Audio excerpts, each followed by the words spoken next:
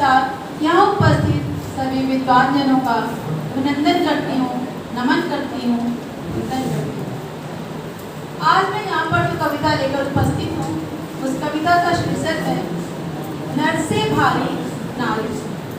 इस कविता के माध्यम से हम जानेंगे कि प्रारंभ में किस प्रकार नारी जो थी वो नर पर भारी थी। भारी का तात्पर्य यहाँ पर कि नारी का समाज में अस्तित्व था, सम्माननीय स्थान था।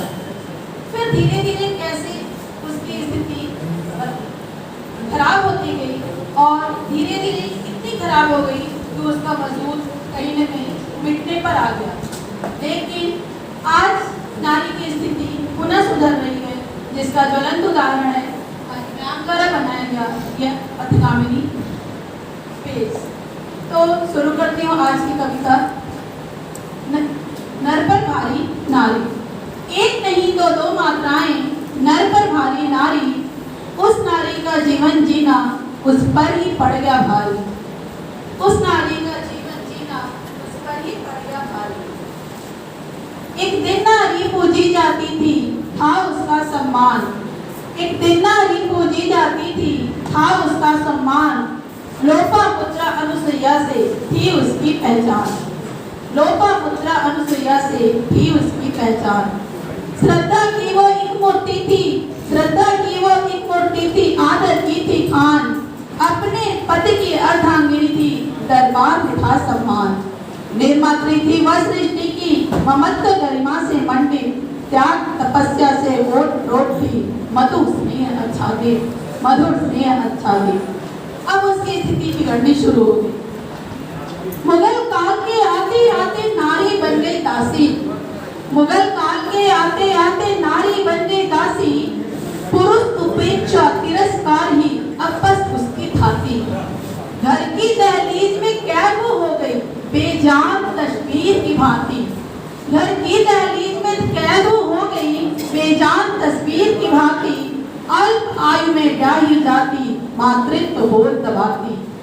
परतंत्रता की बेड़ियां पहने, कंगना नहीं सुहाती। अब वो कंगन के जगह पर परतंत्रता को पहनने लगी थी। परतंत्रता की बेड़ियां पहने, कंगना नहीं सुहाती। वासना पूर्ति की साधन बन गई, बस बनकर रह गई दासी, बस बनकर रह गई दासी। अब जब नारी की दशा इतनी दयनीय हो गई तो कुछ लोग उसकी दशा को सुधारने के लिए आगे बढ़े। नारी की यह दशा देख कुछ की आत्मा चित्कारी। नारी की यह दशा देख कुछ की आत्मा चित्कारी। पूजित नारी शोषित हो गई, यह विपदा की मारी। दयानंद ने नारी को शिक्षित करने का प्रण ले लिया भारी। बाल विवाह को रोकने की भी हो गई जिम्मेदारी। राजा राम मोहन राय ने सती प्रथा का जमकर किया विरोध। नारी को नारी रहने दो, मत लेने दो प्रतिशोध। नारी को नारी रहने दो, मत लेने दो प्रतिशोध। 1947 के बाद तो बड़े बड़े हुए सुधार। जब हमारा देश आजाद हुआ तो नारी की स्थिति को सुधारने के लिए बहुत सारे कदम उठाए गए। 1947 के बाद तो बड़े बड़े हुए सुधार, पर यह सब सिर्फ कागजी ही था, शोषित था हर घर द्वार। जितनी चीजें हमें हमारे लिए बनती हैं उसमें से शायद 10-20% ही हमें मिल पाती हैं, बाकी कहीं न कहीं किताबों के पन्नों में ही दम तोड़ देती हैं। 1947 के बाद तो बड़े बड़े हुए सुधार, पर यह सब सिर्फ कागजी ही था, शोषित था हर घर द्वार। बचपन उसका उससे छिन गया, कैदी बनने को थी मजबूर। बचपन उसका उससे छिन गया, कैदी बनने को थी मजबूर। बड़े घरों के बिगड़े बेटों का ही यह था दस्तूर।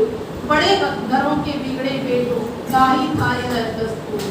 सती मदालसा आदि विदुषियां यदि तुम लाना चाहो। सती मदालसा आदि विदुषियां यदि तुम लाना चाहो। महिला को शिक्षित करने का धरती पर अलग जगाओ। महिला को शिक्षित करने का धरती पर अलग जगाओ। महिला यदि शिक्षित होगी समाज भी शिक्षित होगा। महिला यदि शिक्षित होगी समाज भी शिक्षित होगा। धरा पर खुशहाली आएगी, कार्य सभी शिक्षित होगा, कार्य सभी शिक्षित होगा। धन्यवाद।